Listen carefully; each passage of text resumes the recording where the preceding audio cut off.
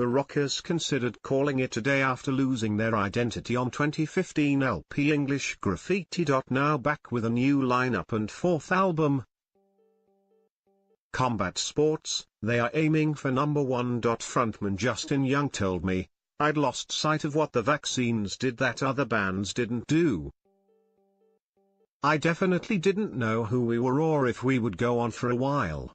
We were assimilating ourselves into that pop lane and reflecting what was going on around us too much. Now I like the idea of making a record that is irrespective of the world around us."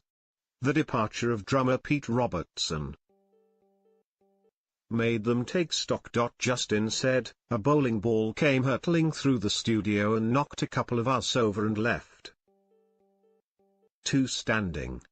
It forced us to take a look at who we were and rediscover our idiosyncratic voice. Combat sports is a return to the visceral rock of their finest work." He agreed, "Not many bands get to 4 albums, it's amazing that we are still here. This one is urgent, really encompasses the human condition and triumph. People bang on about the end of rock and roll, but Justin believes it's only just started to get going." He added, "Culturally it perhaps doesn't hold the same weight as hip-hop, but it's important." Caught live, George Ezra at O2 Academy Brixton. The cult of George Ezra is a thing to behold. His legion of fans know every word to every song, even from his new #1 album Staying at Tamara's, which has only been out a week. Like the Pied Piper, George led us through his catalogue of songs including Casio, Don't Matter Now, Budapest, Barcelona and Blame It On Me. He teased the crowd with tales of his travels, telling us how he's no fan of Eurovision, is shocked at Sweden's alcohol laws, and forgot he'd written chart topper Paradise, leaving the song in his phone for almost a year. At the top of his gig, he revealed how he'd written songs about dreaming and escaping and getting away, adding, "I hope you can get down with that. For one night that's what we all did." Bone Chickish may be only human, but Rag and Bone Man has recorded not 1 but 2 new songs for Record Store Day on April 21st. Don't Set the World on Fire and George Has Got a Friend will be released on vinyl as the Britwinner marks being named UK ambassador. He gushed, "This is one of the most amazing things I've done. These songs don't exist anywhere else. They've never been recorded before. They're not on the last album and they won't be on the next one either."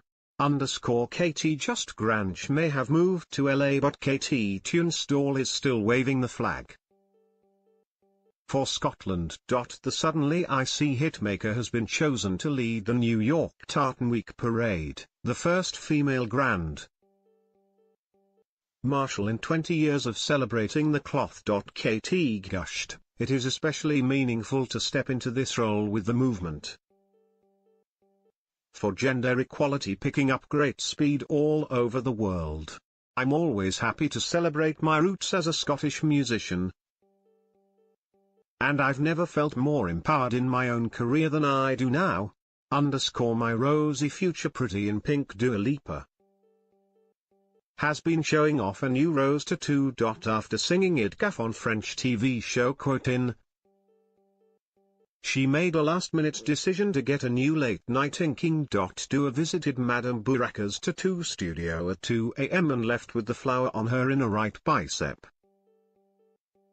Meanwhile, she looks set to rule the charts once again as she and Calvin Harris will release their collab One Kiss this Friday. Oinks.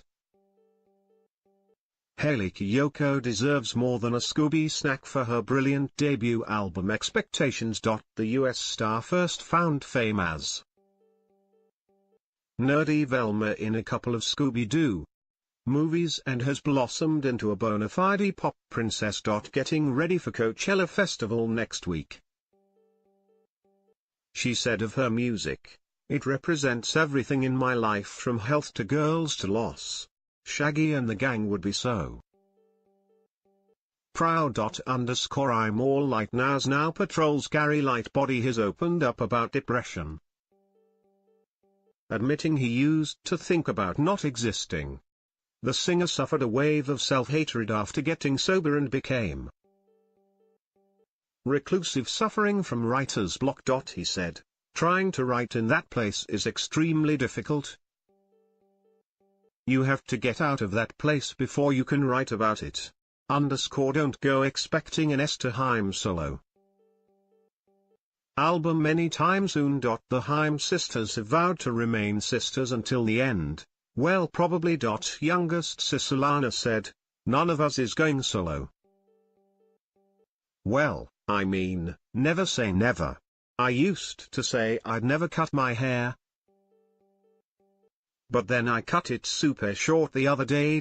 Being in a band is like being on a roller coaster. Keep learning and make everything you do count. Shawn Mendes and Hailey Baldwin have continued to fuel romance rumors. The In My Blood singer appeared to confirm that they're dating as he posted a snap of himself with Hailey. Despite leaving the caption blank, many fans have taken this as confirmation and congratulated the pair. Diplo even suggested a double date, writing, "Let's all go bowling." Chart toppers disciples have a song ready for the next series of X Factor. The trio, whose new track 48 DRS is out now, say they'd love to produce the winner's single, and the lads are ready to answer Simon Cowell's calls. Gavin Cummon explained, "If Simon Cowell calls your phone,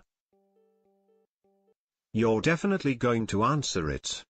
Let's see what happens when and if he does."